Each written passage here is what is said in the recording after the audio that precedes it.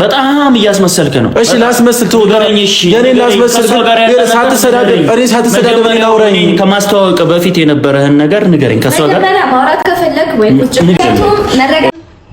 አይ ነው ጠርተሽዋል። እኔ ማንም አልጠራኝም። እኔ አንተን ፈልጌ ነው የመጣሁት። ሲጀመር እሷ እዚህ ቤት ምን ታደርጋለች? እኔ ቤት መጣች፣ ምን ችግር አለው? መታጠቅም እኮ ዛሬ መጣች፣ ምን ችግር አለው? ምን ተገኘ? ተከትላት ነው የመጣው። ምን ማለት ነው? ኤፍሬም አስረዳኝ እስቲ። ምን እያደረጋችሁ? ምን ያደረግነው ነገር የለም። ማርክ እንዴ አብራችሁ እንደዚህ እየሆናችሁ ምን የሚያደርግ ቤቴን የመጣችሁ እንዴ? አባዬውን አንተ እንዴት እንፈታታለህ? አይደለም ኤፍሬም፣ በጣም ግራ እያጋባኸኝ ነው። ምንድነው ታተሽዋል? አላማ ምንድነው? ያ ስለምን አላማ ነው ተወራ? ምን እያደረጋችሁ ነው ያላችሁት? እኔ የብለው ወይስ ችግር ካለ ነው?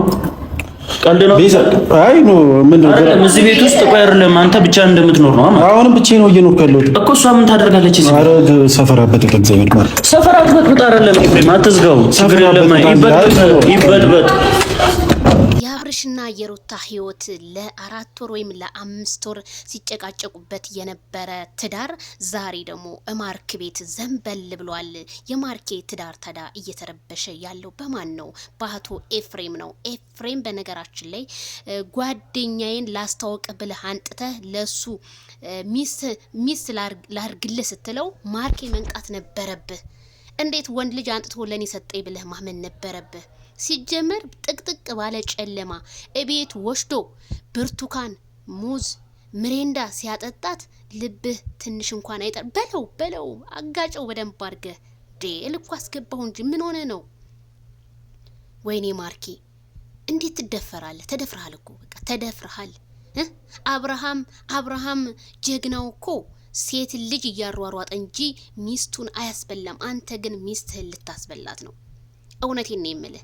ምክንያቱም ኤፍሬም ጋር ያላትን ነገር ደግሞ ምን አይነቷ ናት? በእናታችሁ ምን አይነት ሰው ነሽ?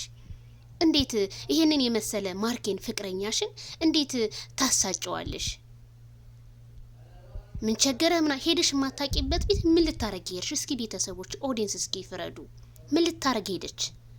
የሆነች በቃ ስግጥ ያልሽ ማርኬ። እውነቴን ነው አነጋገሩ እንኳን ሰው ሲያሳርቅ እና አብርሽና ሩታ ብዙ ነገር ሲባባሉ እነሱን ለማስታረቅ ያሮጠበት ቦታ የለም፣ ሳይሳካለት ቀርቶ እንጂ ማለት ነው። አሁን የቀን ጎደሎ ጥሎት ደግሞ እንደዚህ አይነት ትዳርክ እንደዚህ ሆነ። በጣም ነው የማዝነው። መተት ተሰርቶበት ነው የሚሆን ይሄ ነገር። በመተት ነው መቼም ቡታጅሮች መተት እያላችሁ ነው። መተት ግን እንዴት ተደርጎ ነው?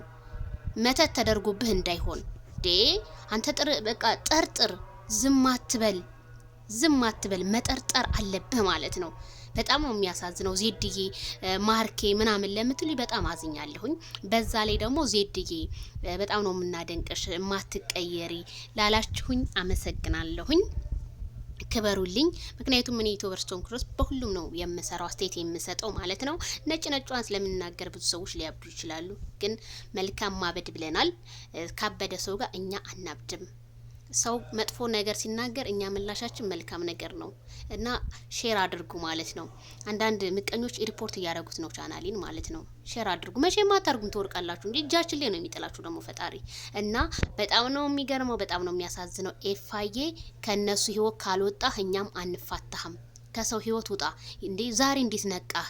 እኔ እኮ የተኛ ነበር የምመስለኝ ብዙ ጊዜ። እንዴት ነቃህ?